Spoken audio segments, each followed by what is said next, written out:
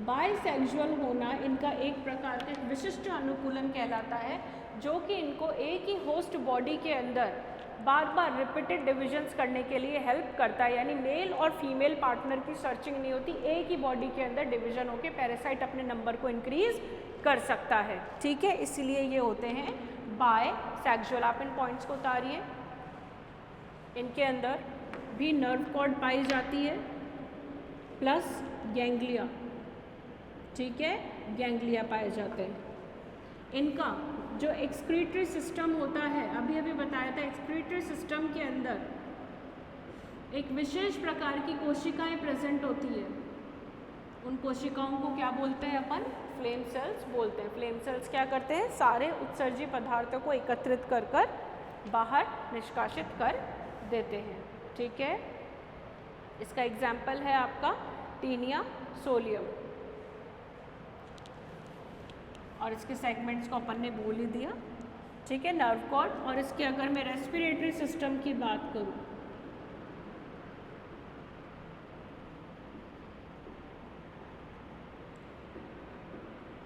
श्वसन तंत्र, इसका रेस्पिरेटरी सिस्टम होता है अवायवीय प्रकार का, अवायवीय प्रकार का, एनेरोबिक।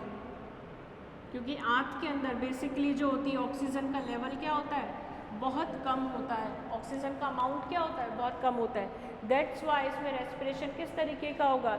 एनेरोबिक। किस तरीके का होगा? एनेरोबिक। यानी देखते हैं आगे।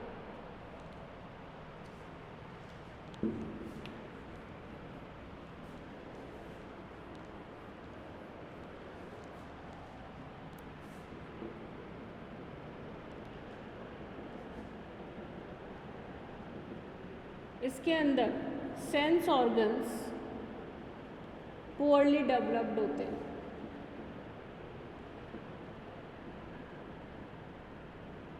ठीक है, sense organs are poorly developed. इनमें जो एग लेइंग कैपेसिटी होती है वो एक दिन के अंदर कम से कम लाख या थाउजेंड्स टू मैनी थाउजेंड्स, आप 50,000 भी बोल सकते हैं, एग्स देने की क्षमता होती है। ठीक है, थाउजेंड्स टू मैनी थाउजेंड्स एक दिन के अंदर एग लेइंग कैपेसिटी होते हैं। यानी एनुअली अगर मैं बात करूं तो इनके अंदर मोर देन लैक एग्स देने की क्या होती है? क्षमता होती है। लेकिन सारे एग्स जाकर डेवलप नहीं होते। इस प्रकार का कंट्रोल कहलाता है इकोलॉजिकल कंट्रोल ऑफ पॉपुलेशन।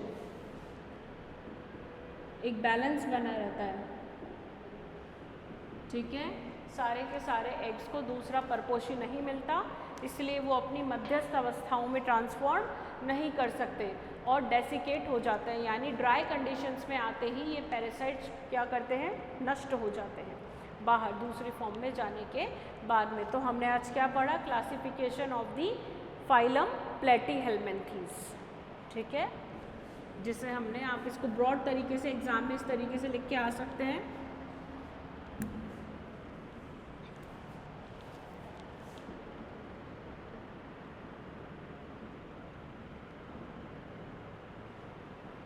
पहली टर्बेलेरिया, दूसरी ट्रिमेटोडा और तीसरी सेस्टोडा। आप ये चार्ट बनाइए, फिर मैं आपको इंग्लिश में भी इसका चार्ट देती हूँ। मैंने हिंदी में सारा इसको समझा दिया है।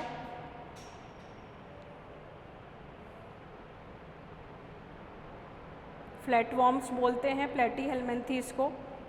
ठीक है, और जो इनका क्लासिफिकेशन होता है, क्लासिफिकेशन 3 क्लासेस में होता है। पहले का एग्जाम्पल है, लिख लीजिए यहीं पे एग्जाम्पल लिख लीजिए, डगैसिया। दूसरा ट्रिमेटोडा का फैसियोला हिपैटिका, और सेस्टोडा का आपका हो गया टीनिया। ठीक है, टीनिया। टर्बेलेरिया की बात करें, टर्बेलेयर का मतलब होता है, टर्बेले का मतलब होता है स्ट्रिंग, रस्सी, स्ट्रिंग। ठीक है, रस्सी, स्ट्रिंग। और इसका मतलब मैंने आपको बताया था होल। इसमें आपके सारे के सारे प्लेनेरियंस आ जाएंगे। ये एसिलोमेट होते हैं, फ्री लिविंग होते हैं। क्या बात करी थी मेन अपन ने? Free living. देखिए पैरासाइटिक मोड ऑफ अडेप्टेशन के कारण जिस भी होस्ट के अंदर पैरासाइट प्रेजेंट होता है तो होस्ट को तो नुकसान होता है और पैरासाइट को उससे क्या होता है? फ़ायदा होता है। ठीक है, फ्री लिविंग होते हैं ये। इनकी बॉडी, जैसे यहाँ पर बॉडी में सेगमेंटेशन स्टार्ट हो गया था, लेकिन यहाँ पर इनकी बॉडी क्या होती है? अनसेगमेंटेड होती है। और इनकी जो एपिडर्मिस होती है वो क्या होती है? सीलिएटेड। क्या होती है? सीलिया के द्वारा कवर होती है, जिसके कारण ये आराम से मूव कर सकते हैं। पैरासाइट्स मूव नहीं कर सकते क्योंकि उनके एपिडर्मिस पे सीलिया प्रेजेंट नहीं होता। इनके अंदर भी एडहेसिव ग्लैंड्स पाए जाते हैं। ठीक है, और ख़ास बात ये है, नोट कर लीजिए प्लेनेरियंस के अंदर इनमें पुनरुद्भवन यानी रीजनरेशन की कैपेसिटी मैक्सिमम होती है। अगर आप कोई हिस्सा प्लेनेरियन का अग्र भाग से काटेंगे तो उसका हेड डेवलप होगा, अगर पश्चिम भाग से काटेंगे तो पीछे वाला टेल रीजन डेवलप होगा। ठीक है, तो ये प्लेनेरियंस की खास बात होती है कि इनमें क्या पाई जाती है? रीजनरेशन कैपेसिटी पाई जाती है। और फ्री लिविंग है तो इनका जो डेवलपमेंट होता है वो भी क्या होता है? डायरेक्ट। क्या होता है वो डेवलपमेंट? डायरेक्ट होता है। ट्रीमा का मतलब होता है होल, इडियोस का मतलब होता है फॉर्म। ठीक है, ये आप उतार लीजिए एक बार एक चार्ट फॉर्म में, इसी के पास में ट्रिमेटोडा के बारे में लिख देती हूँ। ठीक है, ये एक्टो और एंडो दोनों पैरासाइट्स होते हैं, बाह्य परजीवी और अंतः परजीवी भी होते हैं। इनकी बॉडी सेगमेंटेड होती है। क्या होती है? सेगमेंटेड होती है। और इनकी बॉडी की जो कवरिंग होती है बाहर से, उसको बोलते हैं टेग्यूमेंट। क्या बोलते हैं? टेग्यूमेंट। इनकी बॉडी को बोलते हैं, कवरिंग को बोलते हैं टेग्यूमेंट। इसका जो माउथ होता है, ये परजीवी है, इसको चिपकना है तो माउथ के ऊपर क्या प्रेजेंट होता है? इसके ओरल सकर। क्या प्रेजेंट होते हैं? ओरल सकर्स प्रेजेंट होते हैं। ठीक है, और कई बार वेंट्रल सकर भी प्रेजेंट होता है। वेंट्रल सकर को बोला जाता है फैसियोला के अंदर एसिटाब्यूलम। क्या बोला जाता है? एसिटाब्यूलम। इंटेस्टाइन इनकी मैंने कैसे बताई थी एग्जाम्पल में, पूरी बॉडी के अंदर शाखित होती है, यानी बाइफिड, दो पार्ट्स में डिवाइड होती है इस तरीके से। ये आपका फैसियोला, ठीक है, सॉरी, ये आपका फैसियोला और इसकी जो इंटेस्टाइन है ये दो पार्ट्स में, यहाँ पर भी और यहाँ पर भी, इसलिए ऐसे इंटेस्टाइन को क्या बोलते हैं? बाइफिड। क्या बोलते हैं? बाइफिड। इसके अंदर जो लार्वल अवस्थाएं होती है, प्लीज़ लिख लीजिए इसकी लार्वल अवस्था, एग्जाम में पूछा जाता है। मैंने अभी अभी आपको क्वेश्चन पेपर में भी दिया था।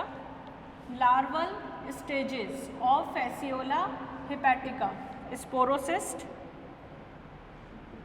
मेरासीडियम, सर्केरिया, सर्केरिया के बाद जल्दी बताइए, मेटासर्केरिया, मेटासर्केरिया, और लास्ट में एडल्ट फॉर्म। ठीक है, तो ये बात कर ली अपन ने ट्रिमेटोडा की। किसकी बात कर ली? ट्रिमेटोडा की। नेक्स्ट अपन बात करेंगे, let me take out the new marker. Next अपन बात करेंगे सेस्टोडा की। किसकी बात करेंगे? सेस्टोडा की। आप अगर चार्ट फॉर्म में पढ़ेंगे ना तो आपके लिए लर्न करना आसान हो जाएगा, और शॉर्ट फॉर्म में से ट्रिक वाइज लर्न होता है। सेस्टोडा जो इसकी लास्ट क्लास है। सेस्टोडा का मतलब होता है, ये एक वर्ड लिया गया ग्रीक भाषा से, कैस्टोस। कैस्टोस का मतलब होता है गर्डल। क्या होता है? गर्डल। और ईडियोस का मतलब होता है, ये जो नाम बना, ईडियोस का मतलब होता है रूप, फॉर्म। ठीक है, गर्डल फॉर्म, जिनका जो अग्रभाग होता है किस फॉर्म में होता है? एक कंटेनर, कप शेप, गर्डल के फॉर्म में होता है। ठीक है, इनके अंदर सारे आपके क्या आते हैं? टेप वॉर्म्स, फीता क्रमी, ये एक्टो और एंडो दोनों पैरासाइट्स होते हैं, ectoparasite and endoparasites. और कहाँ पर? इंटेस्टाइन में, यानी gut of the vertebrates, gut of the vertebrates. इनके अंदर जो डिवीजन होता है बॉडी का वो कहलाते हैं प्रोग्लॉटिड्स। क्या कहते हैं? प्रोग्लॉटिड्स। और इनकी बॉडी की कवरिंग को क्या बोला था मैंने अभी भी? Outer body covering is known as tegument. क्या बोलते हैं?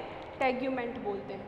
ठीक है, यहाँ लिख देती हूँ मैं और सस्टोडा का, इनका जो माउथ पार्ट होता है उसमें हुक्स और सक्कर्स दोनों पाए जाते हैं और ये किस प्रकार से काम करते हैं, अटैचमेंट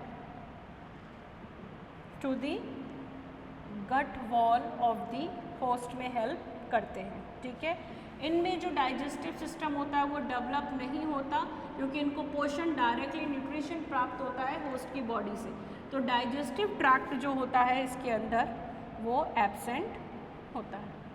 ठीक है, उसके बाद में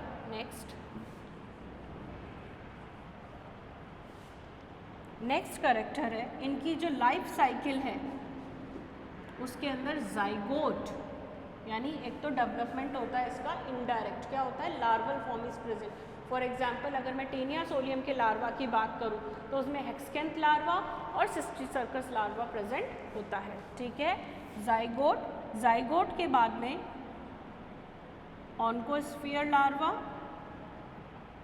ठीक है, जब इंटेस्टाइन के बाहर आ जाते हैं तो उसे बोलते हैं जुवेनाइल फॉर्म, क्या बोलते हैं, जुवेनाइल फॉर्म।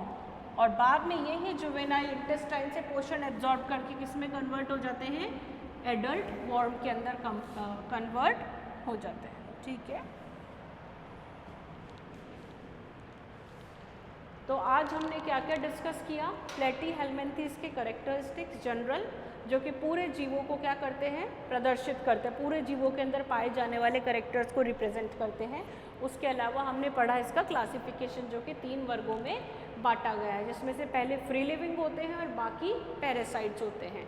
अब पैरासाइट्स की खास बात ये है कि ये परपोषी यानी होस्ट के अंदर रहने के लिए डिफरेंट अडेप्टेशंस क्या करते हैं, डेवलप करते हैं। अब डिफरेंट अडेप्टेशंस के साथ में दिमाग में रखने वाली बात ये है कि ये परजीवी है, परजीवी है यानी इनका सिस्टम इस तरीके से मॉडिफाई हो जाता है कि इन्हें लेस एनर्जी यूज़ में आती है, या ये अपने कुछ ऑर्गन्स को क्या कर देते हैं, डीजेनरेट कर देते हैं, नष्ट कर देते हैं या रिड्यूस कर देते हैं। फॉर एग्जांपल लोकोमोशन की इन्हें ज़रूरत नहीं है क्योंकि इनको फूड डायरेक्टली प्राप्त हो रहा है, यानी जिस चीज़ के लिए इनको सर्च करना था खाने के लिए वो इनको ऑलरेडी पोषक की बॉडी में प्राप्त हो रहा है, तो इनके अंदर लोकोमोटरी ऑर्गन्स क्या होते हैं, डेवलप नहीं होते। अगर लोकोमोटरी ऑर्गन्स डेवलप नहीं होते, नर्वस सिस्टम भी रिड्यूस हो जाता है क्योंकि ये खुद को हाइड करके रखते हैं इम्यून सिस्टम से, तो नर्वस सिस्टम स्टिमुलाई के अगेंस्ट इनको रिस्पॉन्ड नहीं देना पड़ता है, जिस वजह से इनका नर्वस सिस्टम क्या हो जाता है, रिड्यूस हो जाता है। इसमें एक सेंसरी ऑर्गन्स प्रेजेंट होते हैं जिसको बोलते हैं अपन एम्फिड, क्या बोलते हैं, एम्फिड बोलते हैं, और इसी के आधार पर उसका क्लासिफिकेशन होता है। जैसे अपन एसके हेल्मिन्थेस की आगे बात करेंगे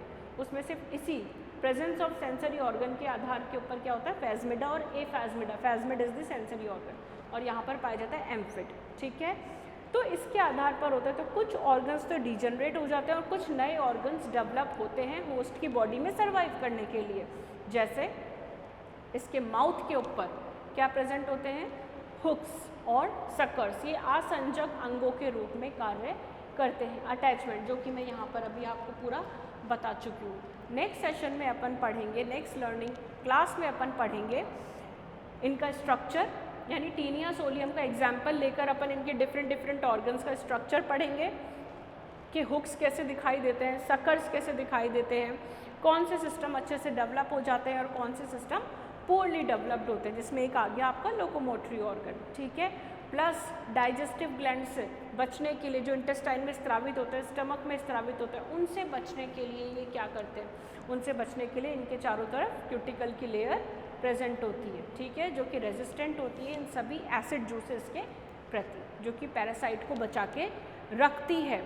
इवन जो पैरासाइट होता है वो लॉन्ग टर्म के लिए इम्यून सिस्टम से हाइड करके होस्ट की बॉडी के अंदर जीवित कई सालों तक रह सकता है। ठीक है, तो ये कुछ बातें हो गई पैरासाइट्स के बारे में। आज के लिए इतना ही, थैंक यू, पढ़िए, गो थ्रू दैट। इसमें एक क्वेश्चन आएगा हेल्मिन्थिंग अडेप्टेशंस, जो कि हम नेक्स्ट सेशन में पढ़ेंगे। तब तक के लिए थैंक यू, बाय बाय।